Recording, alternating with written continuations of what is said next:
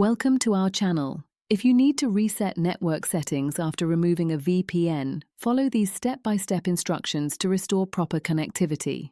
Step 1. On iPhone, open Settings and tap General, then scroll down and tap Transfer or Reset iPhone. On Android, open Settings and tap System or General Management.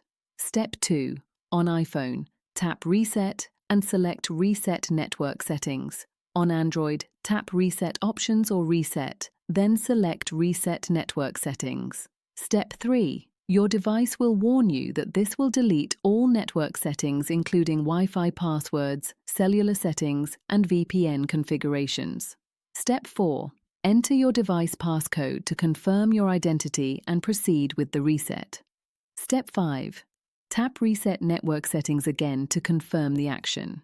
Your device will restart automatically. Step 6. After your device restarts, you will need to reconnect to your Wi-Fi networks by entering passwords again. Step 7. Check your cellular data settings and ensure they are properly configured for your carrier. Step 8. Test your internet connection by opening a web browser and visiting a website to confirm connectivity is working properly.